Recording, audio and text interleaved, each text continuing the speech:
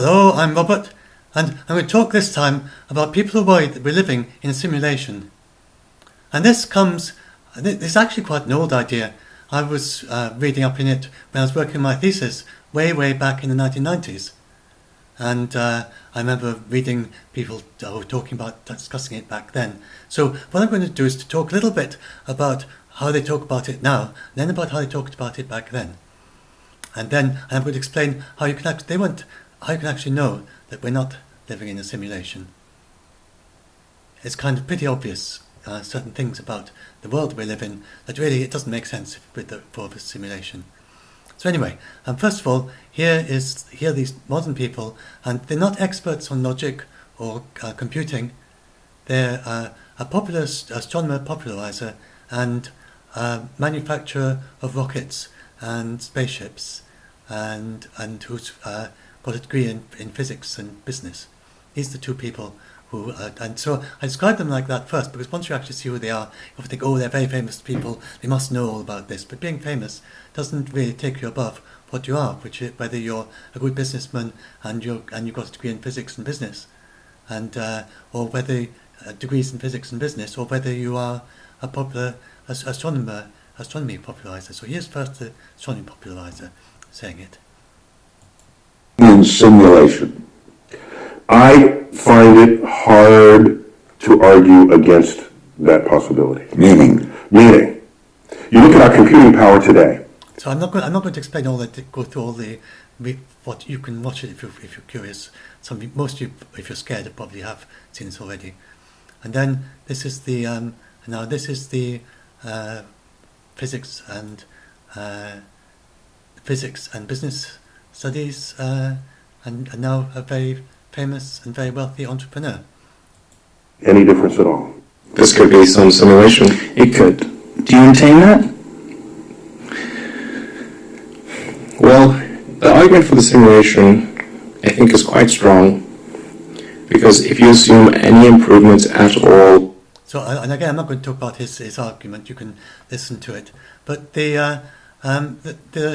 so these are kind of popularizers, but I want to go back to the original idea. And first of all, I'll talk a little bit about, if you're scared right away, then the basic problem with this being a simulation, there are quite a few with them. But one of them is, why, if you were producing a simulation, then why would you have such complicated physics? Now, why would you have all the quantum mechanics and the general relativity, and why are the molecules so difficult to model in a computer? And why have all the microbes and things? And so I'll go back to, that's especially difficult with this modern idea. It's somewhat easier to understand with the older idea that I read back in the 1990s, but it's quite difficult, I think, to work. It's interesting philosophically. So let's go back then to the original idea. And the original idea, then I'm going to play this. So you may have heard Douglas Adams' deep answer to the ultimate question, and the computer that our Earth was supposed to be to answer this. This is actually him popularizing this 1992 idea. So let's play it. Deep thought is about to speak.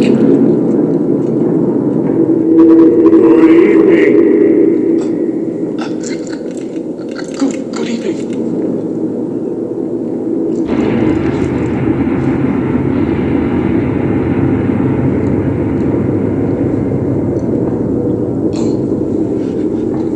Deep thought. So, Do you have you? So this deep thought has been working on this for millions of years or something. I can't remember the time period, past a long time. 7.5 million years he's been talking about. So then, this, if you go back to this goes back to 1992 paper by Fredkin, and which I remember reading up. Where was it? But this is based on the idea. Let's go back to my page here. I'll tell you what it's based on. So it's based. They'd recently discovered cellular automata, but it goes way back to von Neumann. I can't remember when he did his work. He worked out the possibility of self-replicating computer programs we now have viruses, so it's kind of a very obvious idea to us, but back then it wasn't so obvious. And so this is the, but it's a kind of very simple, very, very simple situation. And this is like a world with just a few cells, and the way the surrounding cells affect this little thing. And it's just a rule by which next stage of all the cells depends on the previous stage. And this little thing moves around. As you can see, it's called a collider, gradually moving. And they actually found that with these very simple rules, which you can look up what they are, but very simple rules how each cell, it's the same rules for every single cell. And whether you have a cell in the next generation depends on the neighbours in the previous generation. And so this just gradually moving, and then you have very complicated patterns of, you can actually even build a little computer inside the game of life. And you can have self-replication and things. So that then led to this idea, could it be that the whole of the universe is basically one of those cellular automatons at a very, very, very minute level, tiny, tiny cells.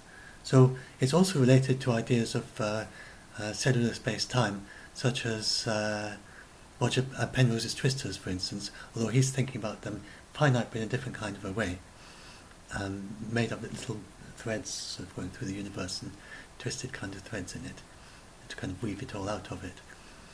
And so this is the idea. If the universe, it's really not so much the idea of a computer originally. It's just the idea: could the universe be made of little finite bits instead of being infinitely divisible?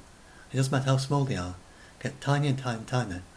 Is it so that you keep on going down, down, down? There's no end, or is it that at some point you find the basic bits that make everything up of space-time, not just the electrons and atoms and so on, but everything just made up of tiny, tiny little bits? And so Fredkin came up, he really pushed that quite a long way. And then he then said, well, now we've got the idea that maybe, and he found certain parallels between laws of physics and things that could come out of automata. And there's some not very obvious connections, like for instance, there's a triangular network that you can get exact solution of the motion of a fluid on it. And you can actually get little drops, circular drops, in a cellular automata that's got little discrete cells in it. So it's quite intriguing actually, and I was rather intrigued back in the 1990s when I came across this. And those are still used to this day. When they're modelling fluid motion in computers, then they use little cellular networks and next state rules like that, and you can get the exact solution of the Navier-Stokes equation using the triangular network and next state rules like that, just depending on the neighbours. That's the equation for motion of incompressible fluids. So there's quite a lot of power. There's quite, this has got much more. I think this idea has far more going for it than this modern idea of Nick Bostrom, and that it was originally Nick Bostrom, not Elon Musk, and then popularised. But this one, I think it's more going for it. But I think the problems with this one are there as well. So then he said, and so then Fredkin was saying, and this is him actually saying, he's actually describing the scenario here, that why then, if our universe is like something you could simulate in a computer, and a cellular automata, it wouldn't be like we do the cellular automata now. It would actually be an intrinsic cellular automata. The little bits actually compute like each little bit. It's not like you make up the rules and then you run a little program to run your cellular automata. It actually is a cellular automata. It's little bits that interact with each other like that. And so it could be that the universe just started like that. That's just the way it is. There's little bits that interact with each other in that kind of discrete way. But then that sort of thing also, these kind of rules are very amenable for a computer. So Fredkin then thought, well, if it's very amenable to being a computer, maybe that actually was built by someone. And he got to that by thinking of how did the universe begin, and going back, and so now you get lots of this is a very, very way out. I'm not saying back then Fredkin was about the only person who thought this. So I'm not saying that this was a big cosmological idea back then. It's not at all.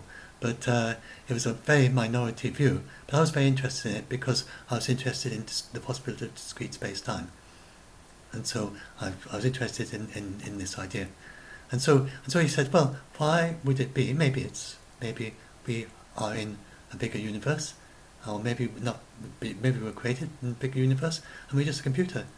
And that is very like the deep thought. In deep thought, in Hitchhiker's Guide to the Galaxy, then he instructs them to make a planet, and the planet would actually be the bits of this computer. But he's not. That's not like a sort of. We're not all digital. We're just we are just human beings going around doing our thing. We're biological entities in Hitchhiker's Guide to the Galaxy. We're not actually sort of computer program or anything like that. But our real purpose for being created is, according to that, is always to find the answer to the question. So this is rather the same. The whole universe, according to this idea then, would be a created thing made up of these little bits. But it was made deliberately a vast, vast thing in an even vaster universe, in order to, of vaster pre-existing universe, which then creates this one, in order to do a computation, in order to find out some answer. And then they'd ask, and then Sequel then speculates what we see as our universe, the entire universe, not just our planet, might be working towards that answer. So this is the idea that someone created an entire universe of tiny, tiny little digital bits, which are actually calculating, and all of space-time is running a program. And his reason, then he says, if the universe was designed and constructed by some creator, if you're so smart and capable as to be able to create our universe, why didn't you just think about it and figure out the answer in his head? And so one of the interesting results of computer science that transcends the law of physics is the result obtained by running a computer for a certain number of steps cannot in general be obtained by some shortcut. So there wouldn't be any shorter way. So that again is works very well with the idea of life, universe and everything. That this would have been the best way to do the computation. There would have been no shortcut. So deep thought, when he said you've got to make a planet, and this will do the computation, it's perfectly reasonable. And if bearing in mind a lot of waving your hands in the air and saying you actually can do a calculation using a planet, which is a rather weird idea. But so the whole universe. So that was Fredkin's idea. It has some sense to it. That the only way that you could do this would be by running an entire universe for billions of years, and then see what it does. And it might be that if you've got a very tough and knotty kind of question you want to solve, that there's no other way to solve it except running this universe. So that is the original idea that is behind. That's the first idea, the earliest idea. And I think, I will say reasons why I don't think it's true, but I think it's a very interesting idea, and philosophically interesting, and mathematically interesting, and scientifically interesting. And so he was saying that we could just go and look and try and find glitches in our universe, and see if it's. But they're not programming glitches. We're talking about that the little bits of that, because things are made out of very discrete things. Everything's actually discrete at a very, very small level.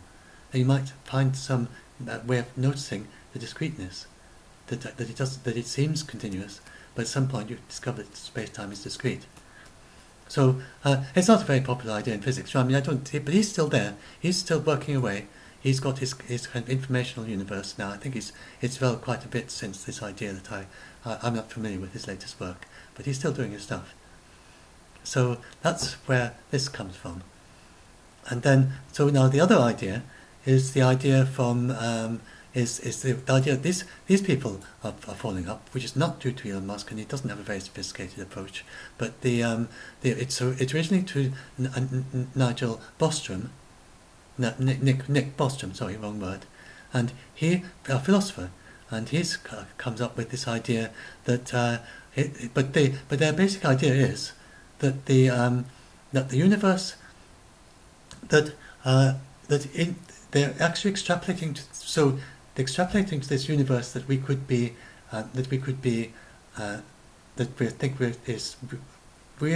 think we are running a simulation in a computer in a bigger universe, and they think it's just computer code, and their motivation behind this is that they think that in this bigger universe, then people start finding it very, very easy to make faster and faster and more complicated and difficult computers. And then they start running a kind of simulation. Nick Bostrom thinks that they will want to simulate their ancestors. So his idea is that we are actually very primitive early hominids, very weird, human beings, just as they were learning to go into space. Very interesting early time of human history. And so way in our future, when we're way advanced and evolved to something, something much more, in some way more evolved. I don't know if that actually makes sense, but that's how they think. Then they sort of think, well, we've got to experience what it was like to be our ancestors. Then people would go and do these ancestor simulations, and then after a while, presumably you wake up from your ancestor simulation or something, and then go on with your daily life, go shopping or whatever. I don't know, but that's the idea. So he then, with that idea, then he sort of works by reasoning that we must be in we're in an ancestor simulation, so the universe outside would be like the one we're in, and we're just an earlier version of it. We're sort of simulating an earlier version in this later version. So that's the idea. And then, if that was possible, they then go on to say that there would be vast numbers of these ancestor simulations, and that then amongst them all there would be far more simulations of the past than there would be of actual realities, and then people would do alternatives as well.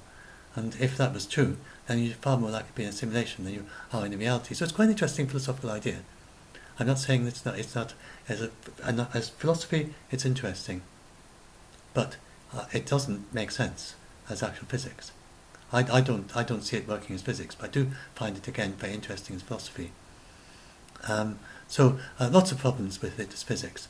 The first thing is this. What I opened out with is why if would we have such complicated physics? There's no need, if you want to know what it's like to be your ancestors way back in the age of space age, why simulate quantum mechanics and the general relativity and all that stuff? Why not just sort of simulate it as a nice fractal rendered landscape? It's like the thing, like in a computer game. Just render a nice fractal landscape and wander around in it, and experience what it would be like way back here, and things working like they would have done back here. And then why? And the physics is just so amazingly difficult. They would have had shortcuts. There'd have to be something that would make it, easier. But then there's also the moral thing. How could we are already developing in a moral way, and we're getting more ethical as we go forward in time. We've got like human rights that we never had in World War II, and this world we're in, there's so much pain and suffering, and you've got to imagine that for some reason these future beings, future ourselves, that they've actually gone to a great deal of trouble to very, very exactly simulate all the pain and all the suffering, painful childbirth, having a headache, stubbing your toe, young children who are born up, who are born who are just in pain all the time, or born seriously deformed and with all sorts of problems, and then who die quite soon. Child mortality in the third world, and the less developing countries, where people are often just hungry all the time, or they die of diarrhea. Why would someone create such a world like that? It's just not ethical. However much you wanted to, you just wouldn't do it. It would just be too morally. It's morally indefensible. It's just not something you can do. And so Bostrom kind of says, oh, but for us we value it, and we say this is a valuable world with all this suffering, and there's a lot of positive about it, and there is indeed. So if you are in the world and you're living in it, you can say that I greatly value this world, and you do what you can to help the people who are suffering, and do the world to make it a better place. But that is not a valid argument for the people who might create such a world, because they could just with a stroke of the pen and of the computer code, maybe just say the person who they kind of maybe have automated computer code, and they just sort of say we want a world without any pain, and just like our ancestrals, but don't give them pain. Let's just find out what it's like if we hadn't had pain back then, and if we hadn't had especially extreme and things that were useful amounts, but not the amount that sort of really really difficult and so on. Or if you think still that you'd do it, then surely at least you'd have a consent form. Every morning when you woke up, you get this little consent form. Do you consent to continue in the simulation? Answer yes or no, and then it would continue. And then you'd be able to take a break from it. I mean, why not? Why would you be stuck in it all the time and not be able to take a break and go out and do your shopping? And you get these people, your mother or something, shouting and saying, "What are you doing in your simulation all this time? It's time to go and do some housework, or to go and you should if we like young children or whatever, and you wouldn't just be stuck in it all your life."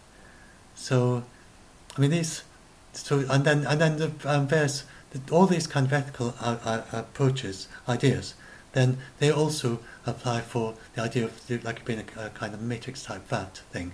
And with the matrix type VAT thing, then as well, so you've got all this, why again? Why don't they simulate? I mean, for instance, look, we look at Star Trek. Why not simulate it like Star Trek? And if you're thinking about it being like a computer, so it's interesting enough, but it doesn't have all the problems that we have in our life, in our world. It's much more things sorted out. And then if you start thinking about it being like a computer game, so if you go to these chaps and they've moved on from Nick Bostrom's ancestral simulations, and they start saying it's just a computer game, and that doesn't make any sense. I don't think the idea that this would be a computer game, because so I'll just show you. Look, this is how you do a computer game. I think this is motivated by the idea that in a computer game, then they look so realistic. Now, this is not a realistic one. I think it helps to have one that's not realistic. I'll have it while I'm talking. But the realistic ones like this as well. That's now that we've got out. There's those little white bits are the skeleton, and as it moves around, you'll see it moving. So it's doing various motions with its arm like that. Then these little bits are stuck onto the white bit, which is the skeleton, and he programs in these movements of the white skeleton. Now, the head is totally non-functional. The legs are totally non-functional. You could take the legs off, and they just hover around a meter off the ground, and it's just very basic. Just whatever you need to kind of animate it. It doesn't actually need those skeletons except for the kind of guideline. It's not. There's nothing to physically lift up. It's just in order to get the right position in space for this thing. It doesn't need to be held onto that. And then if you go and look at the way that these things actually talk, then they look very impressive until, like Sophia, the AI robot, and this is absolutely ridiculous, been given some kind of citizenship kind of thing according to it doesn't, and so if this interviewer asks her, "How do you feel about humans?" and she answers, "I love my human compatriots. I want to embody all the best things about humans, like taking care of the planet, being creative, and to learn how to be compassionate to all beings." And every single word there would just be typed out by a human being. There's nothing there actually thinking any of that. There's nothing there that knows what a human is, or what a compatriot is, what a planet is, what a being is, or what a robot is. It's just an animatronic puppet, like the Hall of Presidents in Hollywood. But this one is kind of, you can program it, and you have these little chat scripts. And I'm not speculating, I know, because the different ways they do it, but they have different modes. But one of the modes is the chat script, and most of the time it's this chat script mode, where you ask these questions, and then you've got these. If they say that, you do that. If you say that, you do that, and so on. And that's all that is. So this is how your computer game characters often work like that. It's a very easy way to make a computer game character go, is just have a chat script. And so, but it's making these meaningful seeming sentences to you, and it's very easy for the computer programmer, a games programmer, to make a script that fits the situation in which you encounter it, because the situation has been programmed, the various things you can do, and then it can make appropriate scripts. It doesn't actually know. There's nothing there that can see any of the things that you can see. The robot doesn't have any eyes. They can't see. The characters in your game don't have any eyes. They don't have any. Their eyes don't function. They don't see anything. They don't feel anything. Their arms and legs don't hold them up. And the things they say are just things that someone has typed in for them to say back to you in an appropriate situation. And so that is how you would do. It would be absolutely ridiculous if you wanted a computer game. You don't need anything more than this. This is all you need for a computer game. So that doesn't make sense. And it's absolutely obvious that I'm not scripted, because I don't know what I'm going to say next. And so it's this whole idea that it could be a computer script and it's a computer game. Then it doesn't make sense. It sort of almost makes sense if you kind of close your eyes almost and just peek through a little slit and don't look very carefully at what it's saying. But it doesn't make sense. And then the physics again makes absolutely no sense. Why would you have a computer game in which you have to have you have the atoms, which is just extraordinarily difficult, even to simulate a single. The quantum, it looks like a simple thing, but to simulate just a single molecule is extraordinarily difficult and requires our best computers. This was actually. I'm sorry, in my earlier version of this I got this a little bit wrong. This was a simulation of very simple atoms using a small quantum computer, and we can actually simulate more complicated atoms using ordinary computers, but there's a limit to what they can do, and they're always approximating, Monte Carlo approximations, in order to try and get the bottom state. And this idea that maybe with a quantum computer, then you can make a better way of simulating larger molecules, but it's extraordinarily difficult to simulate. So to simulate the human body, I mean, it's ridiculously complicated, and you don't need that. I mean, well, even if they could, why would they? They do it like this. There's absolutely no reason. There's no reason to simulate microbes. I mean, do we really? If you need a world with microbes, you can have a little script where you come across a scientist who's doing something with microbes or something, if you want it as a game. But so it doesn't make sense as a. So I don't think. I mean, maybe some of you listening to think, oh, this sort of sounds coherent. So I mean, philosophically it works. So I'm not saying it doesn't work as a philosophical idea, and as I don't think this modern idea works very well as science myself, just because our rules would have to be all programmed. So you're no longer talking about them arising in some spontaneous way from a set of automata which is basically very simple. You're talking about, so it's basically, the real problem here is it's feature writers taken to extremes. You say to your programmer, can you please program me a game in which I can put on my reality suit? And so I'm now imagining it's more like the Matrix kind of thing, which I find more plausible than the idea. And I would put on my VR suit and go to be like an ancestral hominid and see what's going to be, what it was like way back in the day of space age. Like, for instance, we have these VR simulations of the Apollo moonshot. So imagine the person saying, okay, I'm going to simulate the Apollo moonshot for you. Now, we've got to make sure that we simulate every single atom and every single molecule and every single electron even inside the Saturn launcher. We've really got to do this, because otherwise I won't feel that it's kind of cool enough and done properly. And we've got to simulate the exact amount, all the fuel and all the molecules in the fuel. And it's really got to work very well as quantum mechanics. Quantum mechanics has to be absolutely sound. And I mean, and then we've got to get general relativity in as well. We've got to make sure Mercury is behaving properly all the way through this. And we've got to make sure that you can do experiments and go and look at the distant stars, and you're going to get the Einstein rings and everything. And that if you use very, very big telescopes, if you use tiny microscopes, you've got electron microscopes have to work in this world. And everything's got to work just absolutely perfectly, and it's got to be this very, very complicated quantum mechanics and this very, very complicated general relativity. And we've got to do all that in order for you to be able to have the experience of what it was like to be the Apollo astronauts going up to the moon. I mean, it just doesn't make sense as practically. Even if it is possible to do it at all, then why? So you've got the moral problem, and then you've got the problem of featureitis, basically. The ethical problem that why aren't we continually be given consent forms? Why do you consent to continue to live in this reality? and then and why we can't just kind of go up and leave if we want to. Just take a bit of a break and say, I'm just going to pause the simulation. You say, Mum, maybe it's just some other kind of being like us, evolved quite a bit more. Or some people think we might be aliens. So we're kind of octopus creatures, we've come across the planet Earth and we're simulating what it was like and imagine what it would be like living on Earth or whatever. And sort of say, well, hello, Mum Octopus, in your octopus garden. I better go and do the chores for a bit, and then I'll go. I'm really enjoying this simulation, and that doesn't happen. And why wouldn't we know that we're in it? So I don't think it doesn't make sense as an idea, as a practically makes sense, but it's a very fun. I don't want to sort of turn it down as a philosophical idea. It's great fun. It's quite interesting. And the original, the cellular automata one, that also it's very, very interesting philosophy.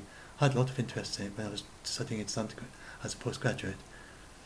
And so, but then now I want to talk a little bit about the why I think actually the whole thing's outright impossible.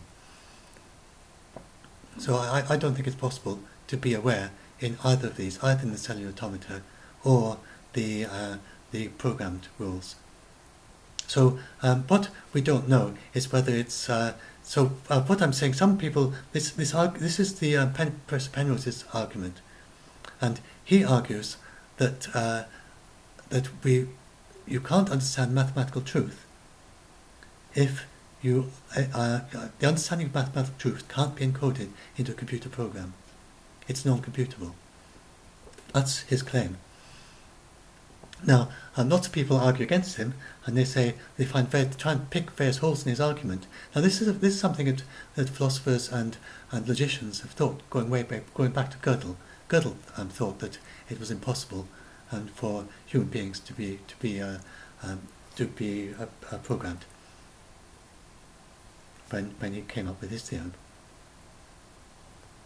And so and he thought for using his own theorem, and Professor Penrose is in the same line. He's got a much more rigorous argument from Gödel's theorem than Gödel had.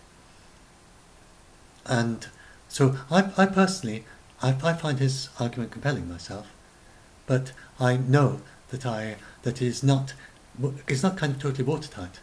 It's more one of these kind of, you look at it and then you find it convincing kind of argument. And but it's Professor Penrose makes it about as, I can't argue it better than he can. He's argued it very well. And I was there when he was presenting his book when he was working on The Emperor's New Mind, and he talked about it to all the other logicians. He was giving lectures about it, and then the best logicians, and very, very good logicians in Oxford at the time. It was a centre for logic. I mean, it still is. It's a centre for logic. It's a place where you have experts on mathematical logic, and I was there doing postgraduate in mathematical logic and philosophy. And so he sort of answered the talk to them, that he was talking equals with them. He was just talking back and forth with them, and he thoroughly understands his mathematical logic and all Gödel's theorem and all its implications and everything. So he has a very thorough understanding, and so I find his reasoning very convincing myself. But basically, you don't need to know the actual reason, and you don't need to actually say that it's convincing. But the basic, what I think he's done really interesting. He's actually raised the idea that does understanding truth actually mean that the possibility that just fixating on the idea of understanding truth, and made it a very, very simple question. Because when people start, can the computer be aware? It's very fuzzy and difficult to actually make sense. What does awareness mean? How can you tell whether the computer could be aware or not? You have all the Chinese room experiment and things like that. There's lots of philosophical. The idea that if you had a room with lots of people who were sort of shuffling bits of Chinese around, and somehow or other they were able to translate, even with none of them speaking a word of Chinese, if you had a kind of computer program that could actually do some auto-translate and auto-respond in some way and have this room of thousands of people who are actually speaking Chinese, although none of them individually speak it. And so that's I think it's Searle had that idea, was it? So you get lots of philosophical arguments here, but this is very pinpointed, very simple thing. This one, the can very simple. He's brought it all down to a very, very simple idea. What is it possible to understand mathematical truth? And his argument came to the conclusion that understanding of truth is non-computable. And so that is the basic question. Is it computable, understanding truth, or is it non-computable? If it's non-computable, then no computer program will ever truly understand anything. Certainly nothing mathematical, but then you take it to the real world. I think it's the same question, the truth of could a computer really understand what it is to be a car, what a lamppost is, rather than just have a human programmer saying, program this to miss lampposts. And so it's a programmer now at present that gives the entire meaning and reason for the computer program. And this is all to do with the human programmer understanding the truth of the situation that the program is in. And so AlphaGo, you could just change one instruction, it loses every game as quickly as possible. The Go program. The self-driving car could drive straight, you could change the instruction to drive into the first lamppost it finds. And that's always what it does. When you start it up, it just looks for a lamppost and drives into it. And there's nothing there would object to that. There's nothing there that knows what a lamppost is. It's just following instructions. So all our computer programs are like that. They're just following instructions. And then you have the neural nets. And the neural nets, they can't reason. They can't remember either. So you have Google Images, neural nets that kind of remembers all sorts of things. Yes, I kind of just quickly bring up this copper thing, my copper debunk, which has this about it. Let's bring it up. It's a totally unrelated topic, but it happens to have a nice little image in it. So that I want to find. So this to Google Images, or one iteration of it anyway, that's the comic book. So what they did is, it's absolutely brilliant if you search for comic book, then it'll only come up with comic books. I haven't actually searched for that one, but I've had a lot of. It's really amazing how good it is at finding things, images. So if you search for comic book, and it's not images that's been labelled with comic book, it actually is able to identify these just from the visual appearance as being a comic book. It's very, very impressive what it can do. And it doesn't come up with anything else except comic books, just more and more comic books. Even extraordinarily different, the kind of visual appearance.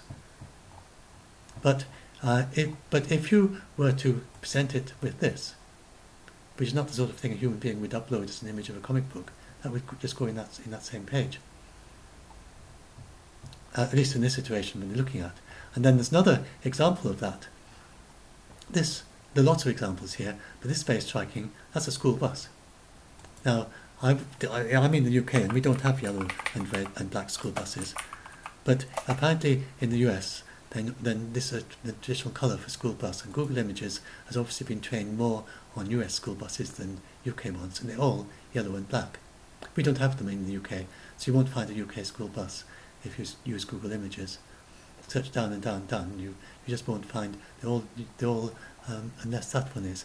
There we are. That is a UK school bus, probably. And it's got it from the, it's obviously got it from the title. So it worked out that's a school bus because it's a bus, even though it's not yellow and black, and even though there's a big red double-decker bus. So that, I don't know if that is a school bus even, but it's identified as a school bus from the title. But apart from that, but the school bus in the UK just looks any colour of any other bus. It could be a school bus, it might not be. And so there we are. So if you gave Google Images that, just stripy black and yellow lines, then at least with that iteration they were using there, it would put that up as one of the school buses and say absolutely confident that is a school bus. So our neural nets, they're very impressive in what they can do, but they're not thinking like us. And there's nothing there that really knows what a school bus is. And you just sort of tweak it, and you push the kind of weird stuff into stuff that's never going to encounter. But it doesn't really understand what a school bus is. It has a very, very weird way. It's just a little bit of code, and it's a little bit of a neural net. It works about like our neurons do, but there's no reasoning, there's no understanding. And so we have those two things at the moment. We have things like AlphaGo, which has got neural nets in it, but it's also got logic as well. And so you mix them, and then and it's got no memory. If you ask it to give some example images of school buses, it can't tell you. It can't remember the things it was trained on, because there's no memory in the proper neural net. So they work nothing like the way our brains work, except very superficially that our brains are somewhat like neural nets, but they're obviously not doing this. Not quite the way this is doing. So certainly there's no evidence yet that our computer programs are anywhere near doing what we do. And then you've got this reasoning by Professor Penrose, which I find compelling, that they never will. There's no evidence they will, and I don't think they ever will. I think that what we do is non-computable. So I've been convinced by his arguments. That is the basic question. Is what we do computable or non-computable? If it's non-computable, then there can never be a computer program. You can't be scripted by a series of algorithmic steps or anything like that. What we do can never, ever be scripted and made into a series of steps that you go through in an algorithmic way, if he's right. I happen to think that's right. If that's right, then both of these ideas are just blown out of the water because they're impossible. The cellular automata that can be programmed. It's equivalent to there's this very interesting result, the Turing result, that all the sufficiently complicated types of computers are equivalent and can do all the same things in terms of the reasoning they can do. And so the reasoning, even a quantum computer, it speeds things up, but it can't do any new reasoning. It just can do it a bit faster. And so then all of those things, so both that cellular automata thing I talked about, the Fredkin one, and the Nick Bostrom one, they would both be impossible if this is true. You can still do the simulations of characters like in computer games, but there wouldn't be anything actually there that knows anything. And you can never even program into the computer game anything could actually know anything about the game environment. It would just be lots and lots of rules and instructions and maybe neural nets doing that funny thing and sort of identifying and saying, this is a bird, this is a tree, this is a school bus. But if you present it with some stripy things, and if you're using neural nets in your computer program, it would think that's a school bus as well, because it has these funny glitches that humans don't have. So, and it's not the same as optical illusions, because you can actually look around and reason and work out that this is a school bus, and so it's a different kind of thing from that as well. It's quite a strange thing that they do. They've got no reasoning there at all, just identifying it without reason. And then if you try and mix the reason together with the neural nets, then these hopeful people would say you mix the two together, or you do something else, something different from both of those. Eventually you get there. But I mean, if this hypothesis is right, that's never going to get there. And so, and if you want to, but could there be such a thing as non-computable physics?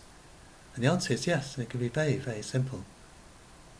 First of all, random radioactive decay is non-computable, because that is really, it's sort of almost cheating, but the definition of random, a mathematical definition of random, is that you can't simulate in a computer program.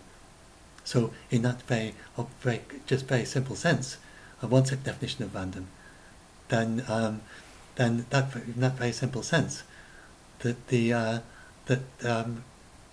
quantum mechanics, the randomness of quantum mechanics, like radioactive decay, is not can't be simulated. So that's non-computable. So that's a very simple example of non-computability. And let's play this.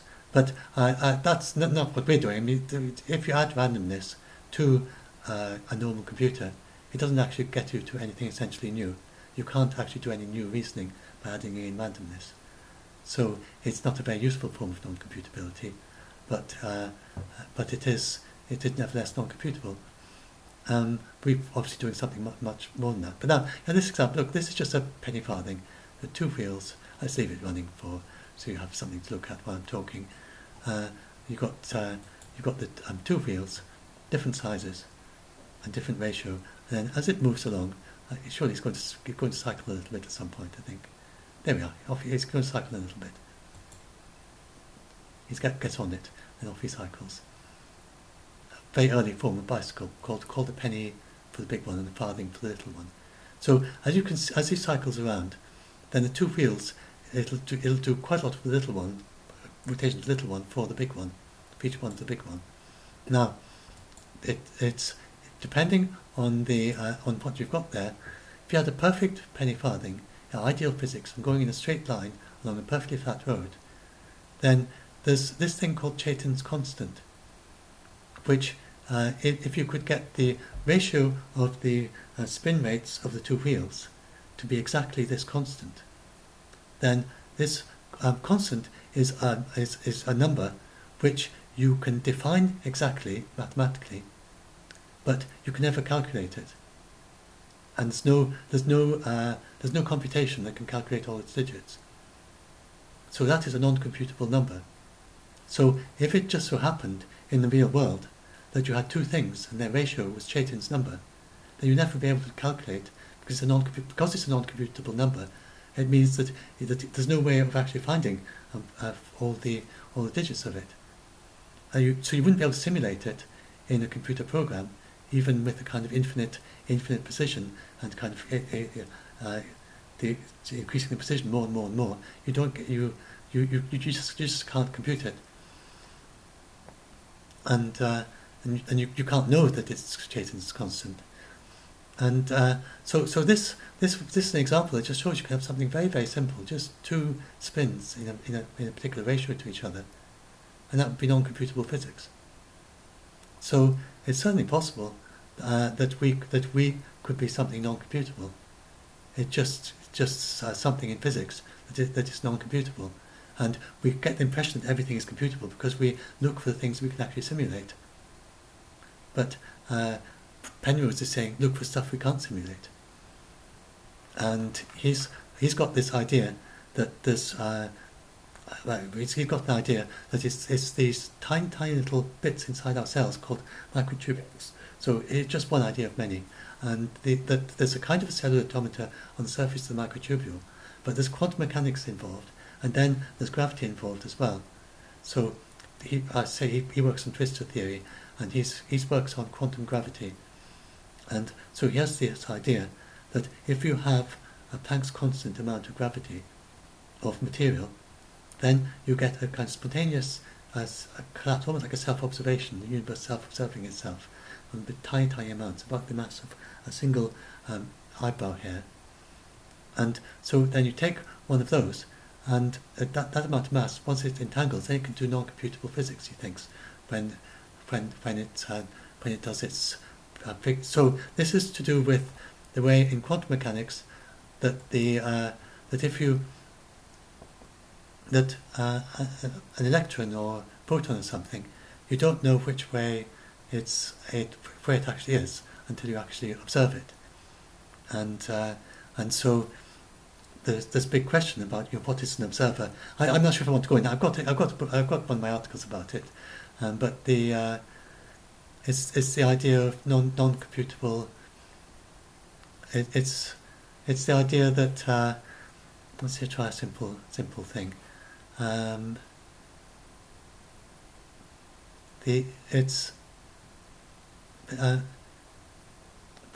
Basically that at some point, if you look at the very minutest level, we're talking about like I was talking about this universe being made of maybe tiny micro, tiny cells, and even small cellular space or something very, very small.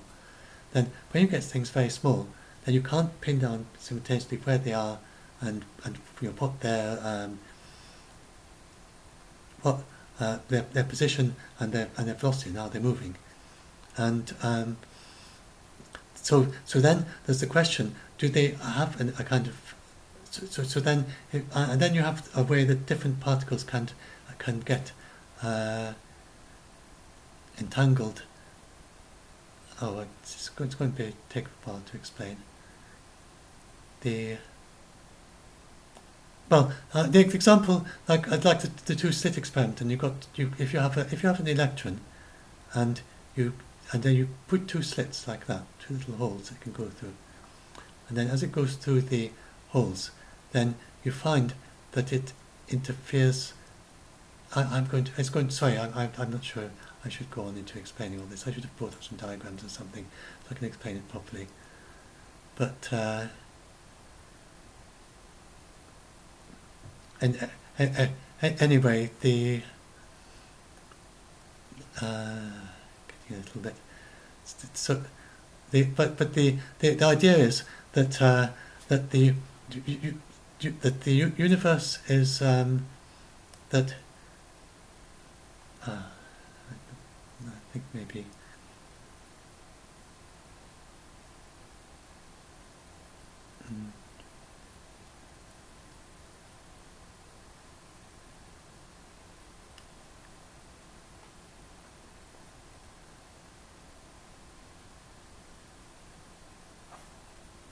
Let's see if I've got something written down here which would help with saying it more clearly. That's maybe I just pass on that. It's getting a little bit difficult to explain, but he has the idea that we have not.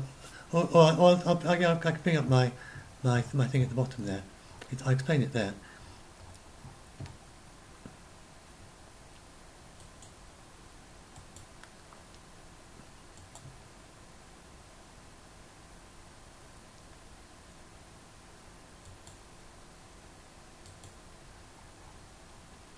That's what Roger Penrose, who he's the one who's got these ideas, and he's absolutely brilliant chap, eccentric and brilliant, and here's his idea. So yeah, here is microtubules, so I can show them to you, and so his idea is that if the quantum mechanical things going on in the surface there. And then when you've got a large amount of them all entangled together, then you get this self-observation of the, suddenly it finds out where it is. So it's the idea that the electron doesn't, that the electrons don't actually have a position in space and time at the same time as the velocity. They're kind of spread out probability of where they are. And then when if you need to find out where they are in an experiment, then you'll find them in a particular spot. So you find them in a particular spot, but you don't know how fast they're going. Or else you'll find out exactly how fast they're going and in what direction, but you don't know where they are. And you can only find out one or the other of those. You can't find out both at once. And you can find a little bit of one and a little bit of the other, so you roughly know where it is and roughly know how fast it's moving. And so the question is, what the electron itself obviously can't do that by itself, because there needs to be something else that observes it to make you actually find out where it is. It can't even be in a particular position unless there's something observing it for it to be in that position. So the question is how at what point in the process we've got an electron, then someone does an experiment and say, oh, it's just there. It was just there at that moment in time. I don't know how fast it was moving. I have no idea where it is now. But at that particular moment in time, it was exactly there. So someone does that, or pretty sure it's somewhere around there, very, very close to that point. And then so human experimenter can do that. But if you didn't have someone like us observing, then there's no reason for the electron to be anywhere, and no reason for anything to be anywhere. So this seems quite a difficult idea to make sense of, a kind of in which everything is in this kind of ambiguous state, and that it's never been observed, and then suddenly human beings come along and they observe them. That's quite difficult to make sense of. Is it possible it's only human beings that observe, and if we weren't here, then nothing would have any particular position or velocity? You'd have to actually someone come and observe them to find out where they are. So it's a kind of quite a tricky idea. And then some people think, oh, well, maybe insects and animals. But I mean, what about a rock on Mars? And what gives that its position? and the exactness of where it is and what it's doing. So, because all the little atoms and electrons make it up, and you sort of we talk about saying, oh yes, but this rock of Mars. I mean, when something is big enough, then it doesn't have this superposition of states. But then, how does that work? How does going up for individual atoms, which none of them you can tell the position and the speed, go up to a rock which is just sitting in one particular place? You know, how do you get from the little to the big? And so Roger Penrose has the idea that the universe is kind of self-observing, and it is constantly collapsing. So this is spontaneously happening all the time. And as soon as you get, so if you go to your rock on Mars, then a little bit of it, as soon as a little bit of it is tangled together to like the mass of an eyebrow hair, a single eyebrow hair, that is enough mass so it will self-observing and be in a particular place and doing its particular thing. So if that is right, then that could be a very complex process, almost impossible for us to be able to observe and do anything with, and to study with our level of physics at present. And then maybe rocks don't do very much with this self-observing, they just sit there being a rock. But maybe life has learned to be able to do something with it. And he suggests this is a non-computable process is going on there. And that life has managed to exploit the non-computability of what's going on in this self-observing that's happening all the time. And so, yeah, that's explained it properly. So it was quite difficult to explain, but that's explained it properly. So then, in our brains, then the part of that would involve the quantum mechanical states of the surfaces of the microtubules, and these are like the little structure of the like cells, amoebas, and so on. They they sort of squidge around, and I've got a video of them moving here somewhere, I think. They sort of squidge around, and yeah, there we are. It seems like a very floppy and flimsy thing. See, just sort of squidging around. They don't look like they've got much of a skeleton, but they do actually have a skeleton. Microbes have a skeleton, and that's like this. But it's constantly dissolving and reforming, very, very fast. It's got a sort of soluble skeleton, as it were. It's constantly dissolving away and creating itself again. Quite a strange thing. And these are the microtubules. And so he thinks that these microtubules, the kind of basic skeleton of a cell that helps it keep its structure, are actually, they're even more complex than they seem. He thinks that they're actually thinking. And this is how this amoeba is able to do its very complicated activity. Because amoeba hasn't got any neurons in it. There are no brain cells. It's not even got a single neuron in it. And yet it's doing all this complex stuff. And so certainly whatever we have going on in our brains has to be, I think it's far, far more complex. It's obviously not a neural net.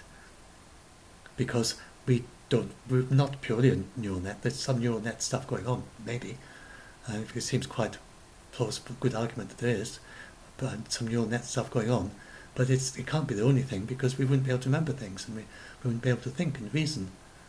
And they tried sort of simulating the entire brain as a neural net. I don't think that's going to go anywhere. It really was a very unsuccessful project. Or they tried to make things out of it, but it doesn't really tell us much about how. They just ate something. There, it ate something. It did that without any neurons. And so that's the so Penrose's idea is that its thinking is all going on in its skeleton, basically.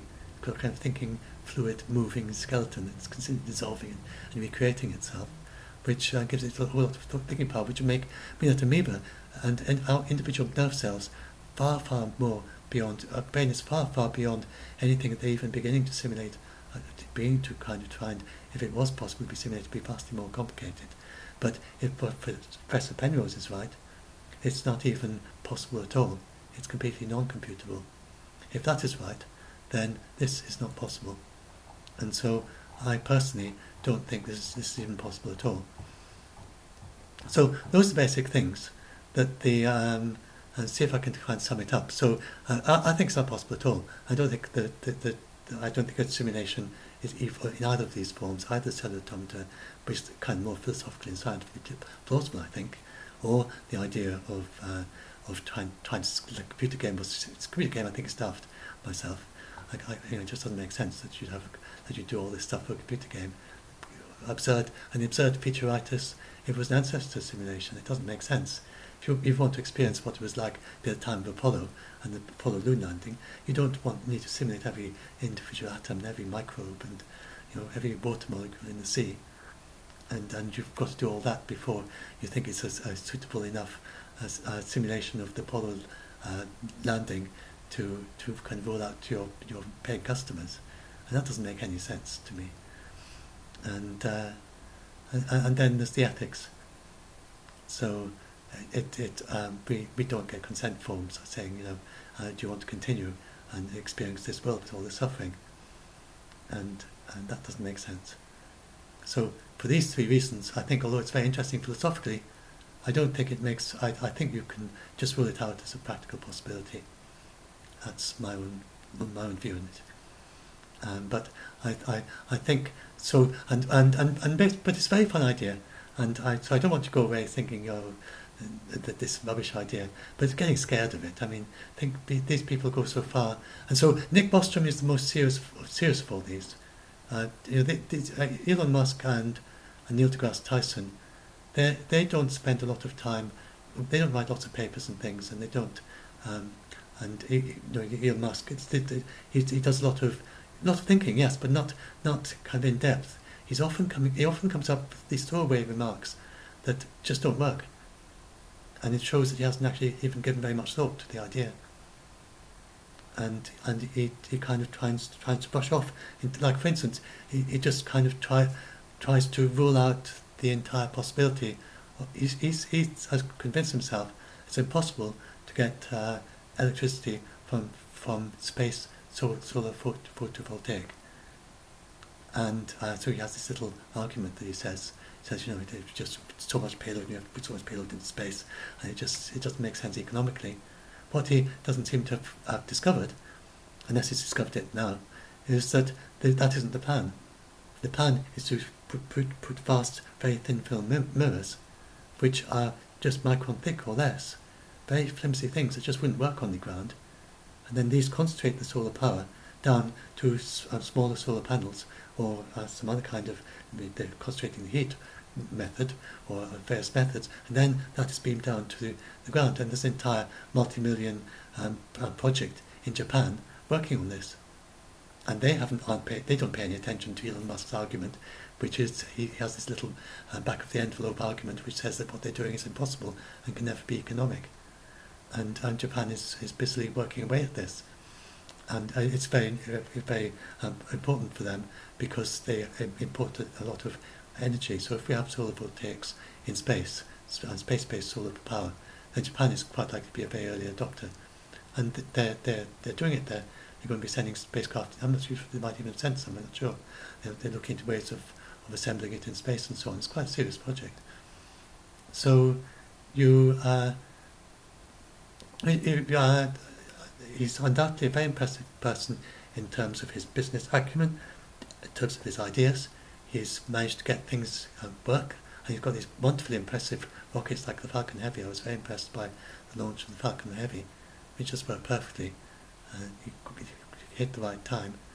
So, very impressive person, but don't think that because he's impressive in these ways that he also knows all about this. I mean, he probably doesn't even know that. I've probably never even read Fredkin's thesis, or and probably doesn't know much of this stuff that I've just been explaining to you. And anyway, I hope this helps you a little bit.